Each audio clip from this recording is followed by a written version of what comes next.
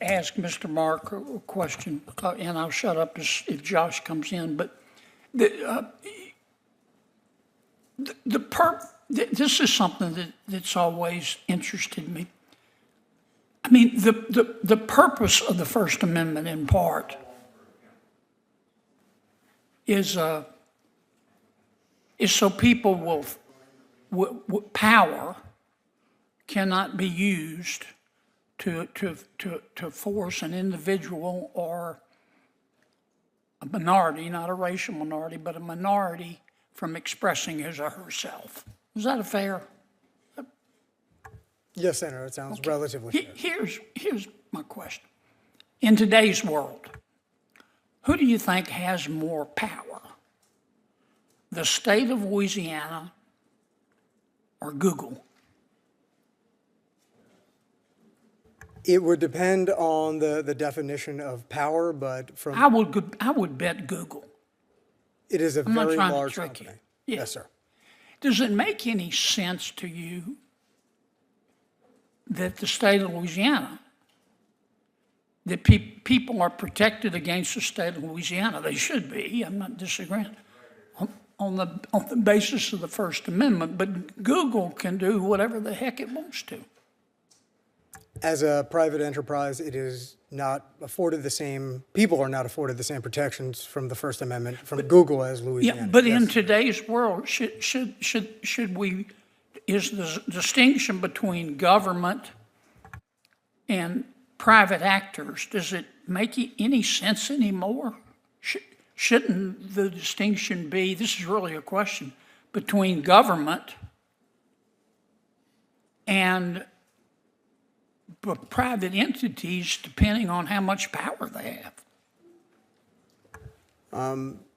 To get to the root of the question, yes, I do think as companies become larger, become more powerful, and more spread, there's the opportunity for them to exercise a lot more impression and control over the public.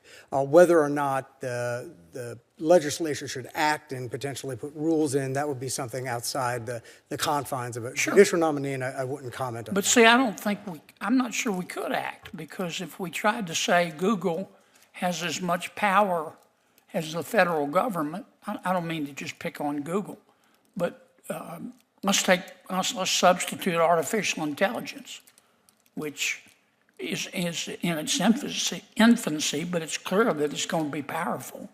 And I think artificial intelligence has great potential to make our lives better if it doesn't kill us first. But it is going to be powerful. And why shouldn't? A powerful exchange raises a question that could redefine free speech in the modern era. Who really holds more power today, government institutions or massive tech companies?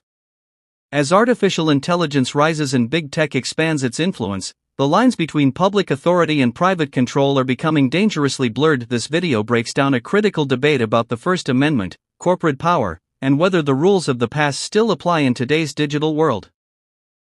Let's slide in.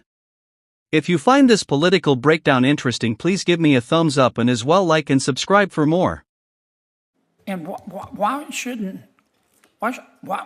we have a First Amendment that protects people's rights vis-a-vis the owners of artificial intelligence?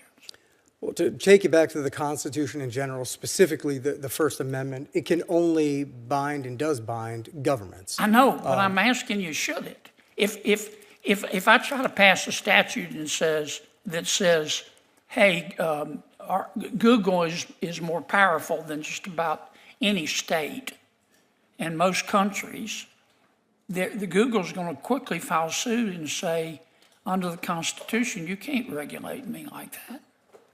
And as an originalist, as a textualist, to look at that, I don't think that would have been the founder's intent to apply it to that. There may be other avenues, whether the Commerce Clause or things like that, to incorporate different types of regulation, but I don't think that would be the way it should be. You think, I'm going to hush in a second, Mr. Chairman. I mean, I get the originalist argument and the textualist argument, but this is really not a suggestion, it's a question.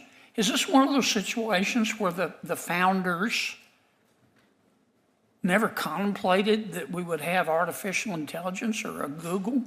Are we making a mistake being a slave to originalism and worshiping at the altar of originalism when we ought to look at the world as it is, not as it was at the time of the founders?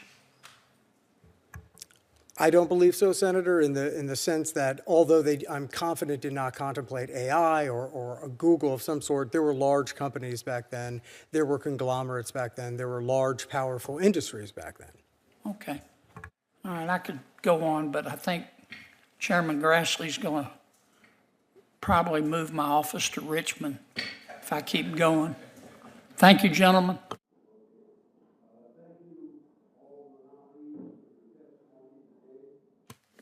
And you'll receive a lot of written questions, as you know, and the record will be submitted until, those questions can be submitted until May the 6th at 5 p.m. Meeting adjourned.